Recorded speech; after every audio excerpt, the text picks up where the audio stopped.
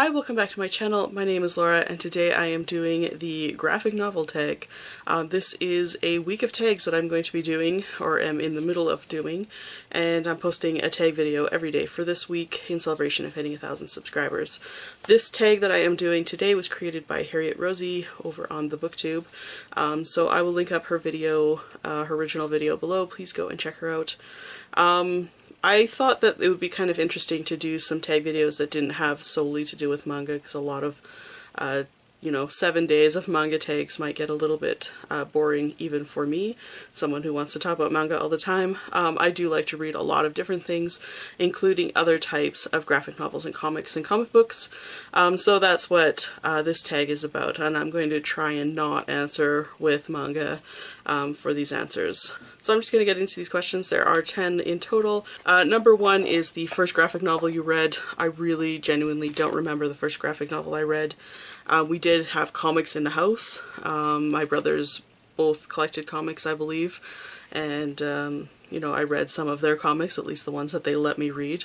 Like I remember some things like Barney the Bear. I think there was a Barney the Bear. I definitely remember reading Ewoks comics, and just, a handful of other things that were out in the 80s. But, for myself, because they were into those things, I decided I was going to be into something else. So the thing that I was into mostly was Archie Comics. So when I was a child, I actually collected, a couple hundred Archie comics. Now this is the only one that's left over, and this one is published from 1992. I'm a little disappointed that I ended up getting rid of all of my comics, but I did rescue this one because Archie actually comes to visit my city, and so I thought that was a fun, big deal. So I'm really happy to still at least have this one, a little bit of my childhood comic book history.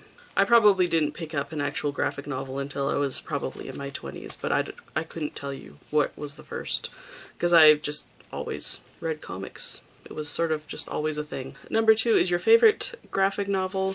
So I'm probably going to say Castle Waiting by Linda Medley. This is a 2-volume complete comic book series. It's basically a kind of a fairy tale or folk tale retelling.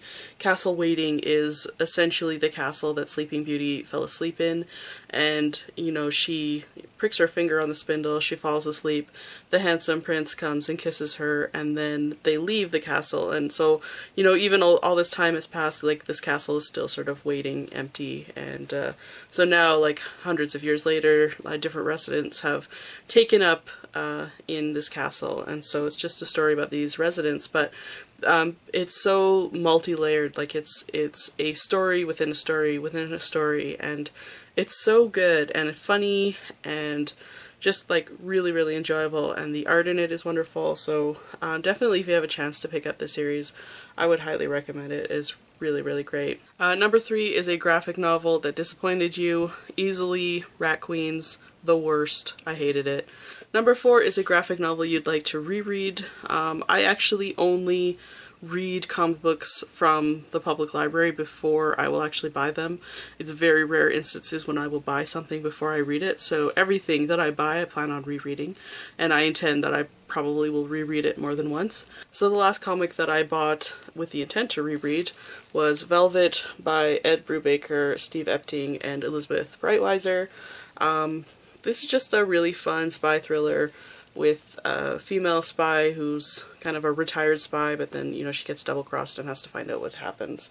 It's pretty short, complete in one nice volume, and I just had lots of fun reading it. I thought it was just, like, a blast to read. It was really quick, really easy to get absorbed in, and I'm looking forward to reading this again.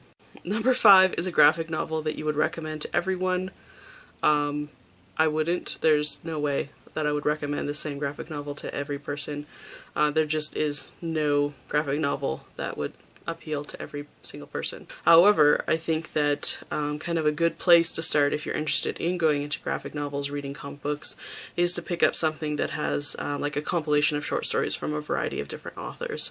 And the last one that I read that I thought was really wonderful and came from a variety of different perspectives, and in general a perspective that I don't see represented in comics enough, in writing enough, in sort of society enough, and that was Moonshot by well, edited by Hope Nicholson. It's by a variety of different Indigenous authors who live in North America, I think primarily. And there was some, there were some misses in it for me, but there were some really, truly beautiful comics in this that I think would appeal to a variety of readers, from the kind of more superhero style comic book reader to the more kind of fantastical fine art side of a comic book reader. So I think that, something like that would really appeal, and it's just nice to get some representation that, there's really good Indigenous authors working in comics, and just really great to see them highlighted in a work like this. Number 6 is a graphic novel with art that you love. This one actually I got from a library sale, and we just haven't taken the stickers off because they're pretty stuck on there. So that would be Cinema Pentopticum by Thomas Ott.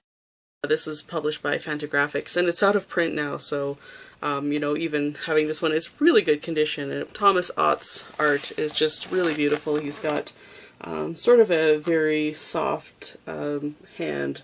I'm not entirely sure if these are scratch illustrations, or if this is a scratch technique, or if this is lithographs, but it's just a silent comic with these just really nice kind of spooky illustrations, and just the atmosphere that is created because of his art style is it's so successful in creating such a spooky kind of dreamy and spooky kind of story. So this is particularly good, and I really like the art in this one. Number 7 is a graphic novel that you wish was a series, or you wish was longer, and I actually didn't think I had an answer for this, but I remember in the last year-ish I read Faith Erin Hicks' Friends with Boys, which is a story about a girl who stops going homeschooling and ends up going to public school, and this is just after her mother has left the family, and so it's just she's going through some things.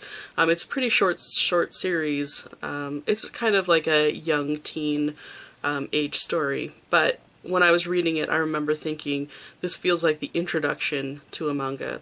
It feels like the first volume, so it's just sort of like the setup to a story, not the complete story, and so it felt dissatisfying. I remember when I was done reading it. It was good, I liked it, but it definitely could have used 4 more volumes. Number 8 is a graphic novel that made you laugh. This is genuinely one of the best, funniest things that I have ever read. It's not a graphic novel, but it is a comic strip or webcomic.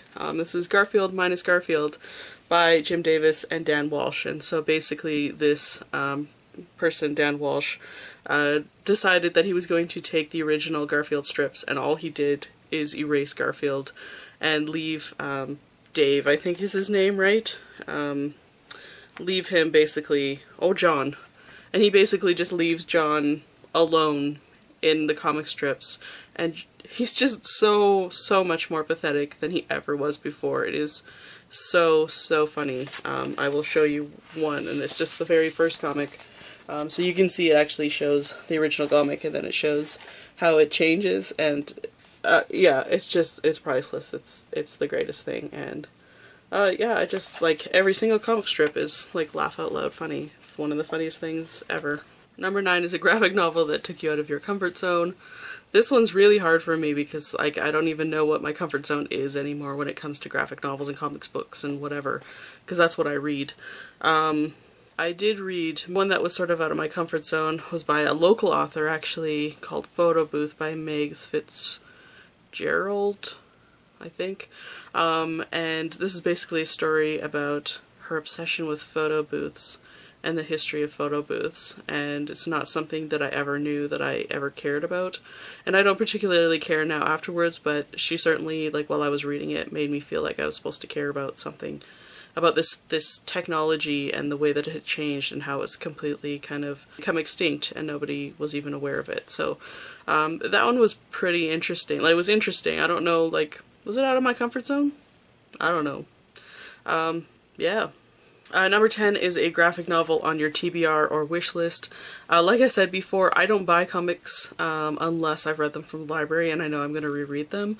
That being said, there is sort of one artist that I want to collect all of his works, and that is Jason, and I need them all right now. I've read a handful of his titles, and I do actually have a few that I've bought at library sales, but they're pretty beat up.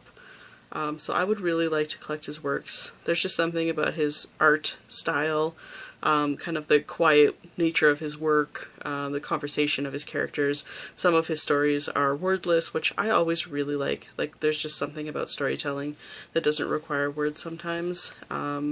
And yeah, there's something about his work that I really connect to, and I don't know why I don't own any of his work yet, so definitely will be collecting his work sometime in the future. That must happen at some point. And I think he has a new book actually coming out, so maybe that one will be the first. So that's it for this tag. It was a short one, which was really nice because some of the tags I've been filming this week have been quite long, so it's nice to have a little short one and talk about actual, like, other kinds of comics, which I don't normally do. Well, I do a little bit, but I don't normally talk about these too much. Anyway, I will tag some people. Your names will be in the box below. Please go and check it out, see if you've been tagged. And if you haven't and you want to do this, please feel free to go ahead and do so. Let me know if you do, and I'd love to watch your videos. I love hearing everybody's sort of like experiences with comics and reading and books and things, so tags are fun for me, which is probably mostly why I'm doing this week of tag videos, because I want to see all of your answers to these things. Anyway, thank you so much for watching this video, and I will see you in the next one. Bye for now.